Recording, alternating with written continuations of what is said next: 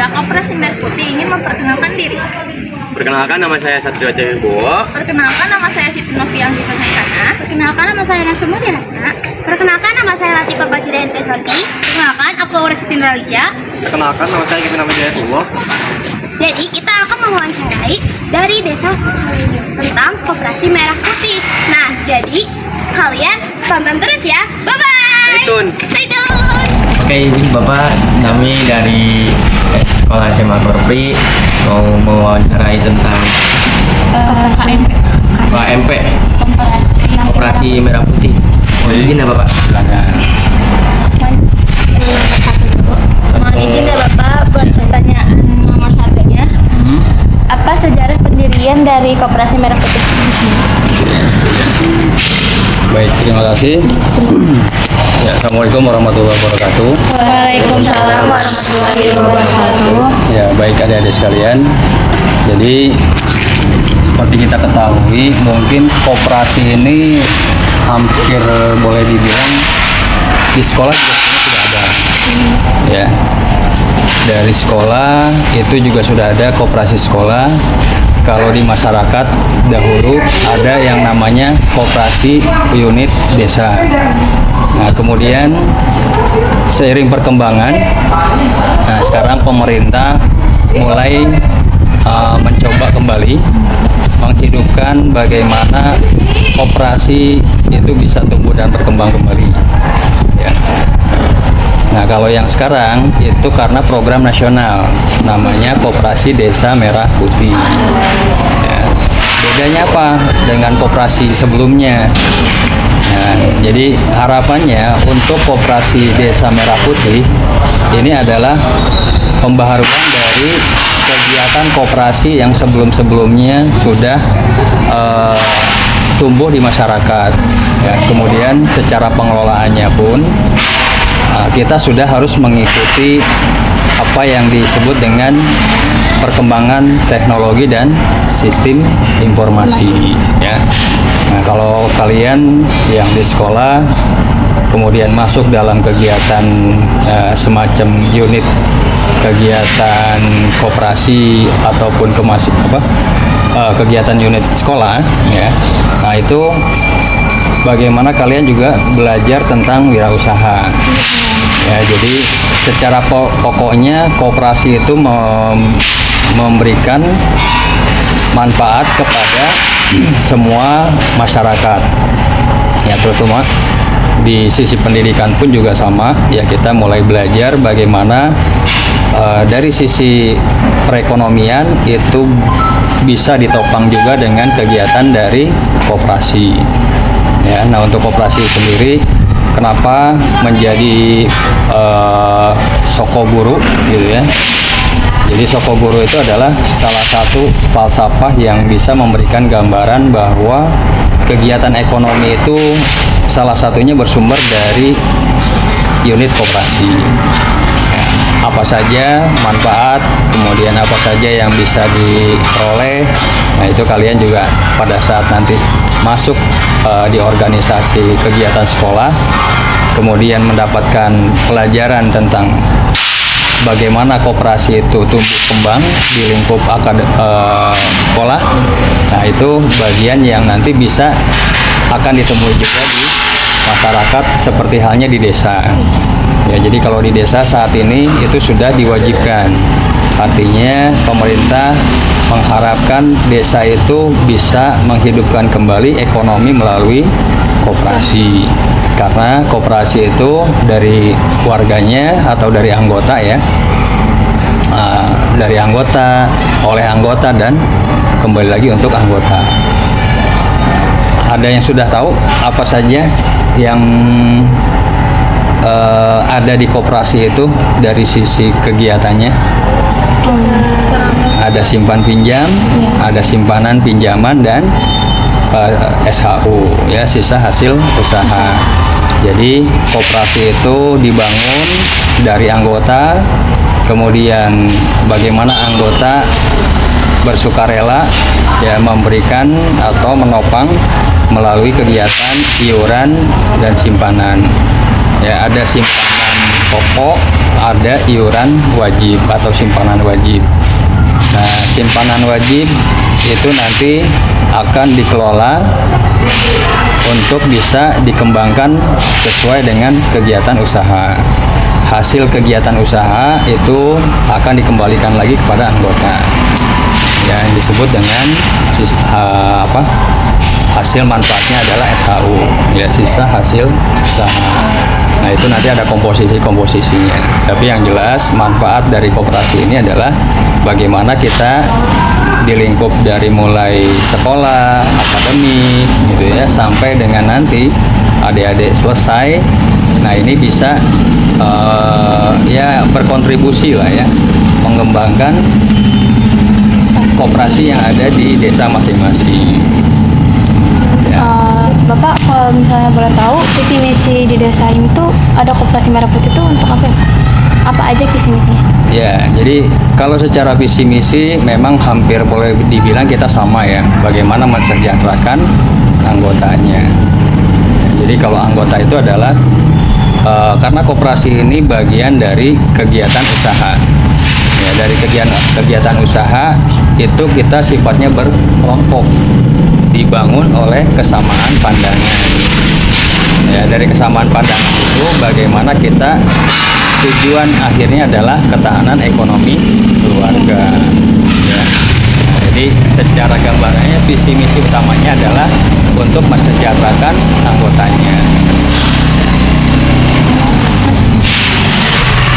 Kalau untuk program kerja Koperasi Merah Putih ini apa aja? Ya, memang kalau untuk program kerja itu nanti kita mengikuti yang saat ini sudah diarahkan oleh pemerintah ya.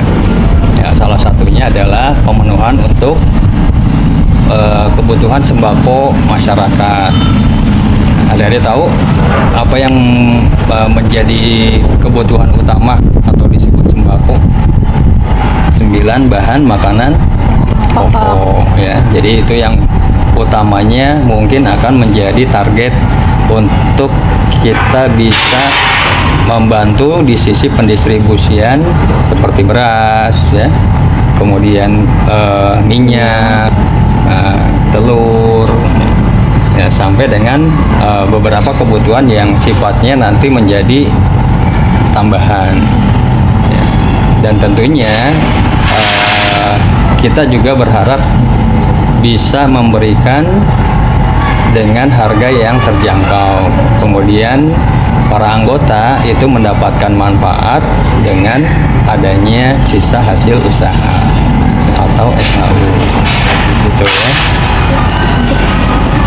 Untuk Koperasi Merah Putih kan kata Bapak juga kan baru ini ya berdiri secara nasional. Nah, kalau itu udah berapa lama sih Koperasi Merah Putih itu berjalan?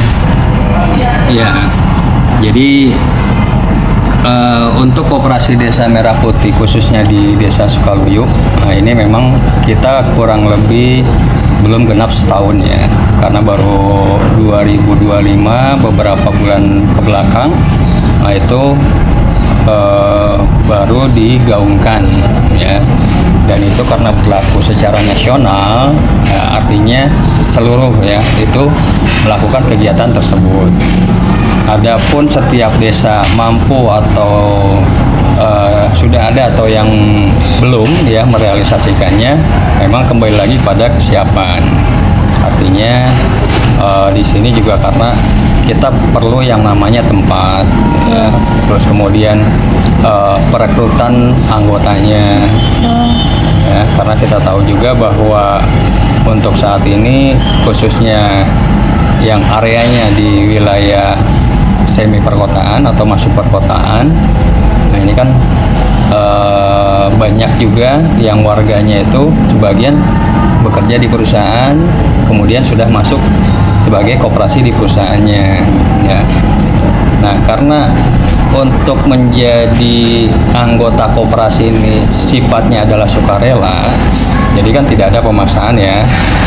Siapa yang berminat untuk menjadi anggota koperasi dengan kesadaran sendiri, nah itu ya, jadi tidak mudah juga kita bisa menggalang atau mengumpulkan anggota, tapi sekali lagi karena ini adalah bentuk dari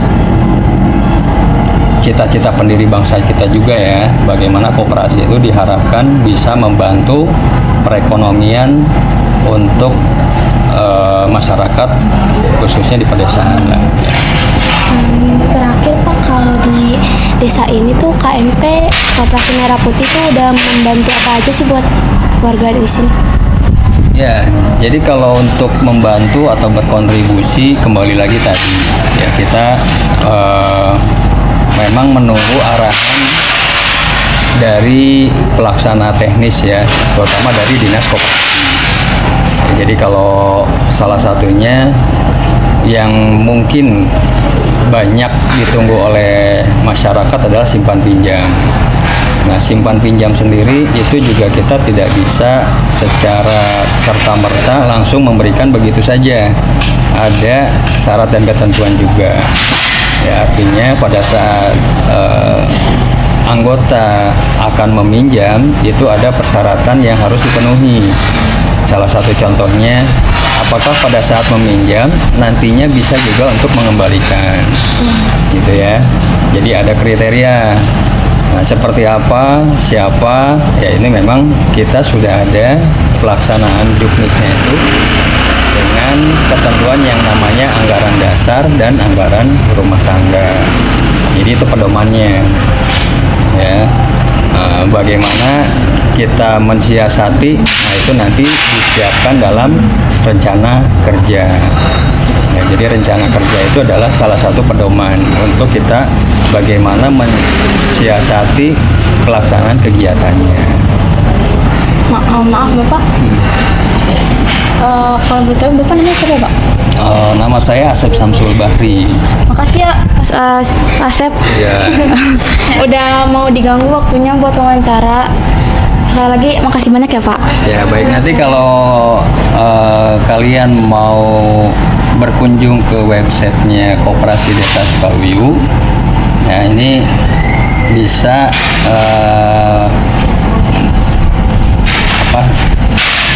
mengikuti tautan linknya di kopdessukaluyu.com. Ya, jadi nanti di situ ada informasi yang berbasis website. Nah, itu ada bagaimana kita mengikuti tren saat ini adalah untuk kegiatannya sudah berbasis digitalisasi. Ya, jadi digitalisasi itu semua nanti bisa mengakses lewat perangkat handphone atau komputernya. Informasi itu nanti tidak hanya berupa anggotanya harus datang saja, tetapi mereka dengan aktivitas atau kesibukannya atau sedang di waktu di mana saja, nah itu bisa melihat secara langsung untuk iurannya. Ya, jadi nanti ada seperti keanggotaan yang bisa diakses untuk melihat berapa simpanannya, berapa iurannya, termasuk berapa sisa hasil usaha dari transaksi pembeliannya. Berarti anggaran yang ada di KMP desa itu ada di website itu. Untuk anggaran rumah tangga dan anggaran dasarnya memang kita belum sematkan di situ, ya karena untuk anggaran dan anggaran rumah tangga itu tidak dipublikasi untuk umum, tapi khusus untuk anggota. Ya, jadi nanti begitu anggota sudah terdaftar, mereka dapat aksesnya, mereka login. Jadi nanti di situ ada fasilitas tentang apa anggaran dasar dan anggaran rumah tangga Koperasi Desa Merah Putih. Ya, jadi mereka akan bisa mendapati atau memahami setelah menjadi anggota terlebih dahulu. Gitu ya. Sudah sih cukup itu aja dari kami. Oke semuanya, kesimpulan yang kita dapat ini adalah kalau misalnya Koperasi Merah Putih yang ada di Desa Sukaluyu sudah berjalan selama 6 bulan, sudah diresmikan pada 2025 lalu. Nah, dan juga Koperasi Merah Putih di Desa Sukaluyu juga sudah lumayan banyak membantu dari warga sini juga. Dan terakhir kita mendapatkan kalau Koperasi Merah Putih termasuk kelompok sosial, kelompok ekonomi dan sosial berbasis komunitas. Ya itu ada dan juga untuk meningkatkan kesejahteraan anggotanya melalui kegiatan ekonomi bersama. Oke, jadi sekian Dari kami, wassalamualaikum warahmatullahi wabarakatuh. Coblak coblak sewang sewang ngeteng lenteng mabok. Ya udah.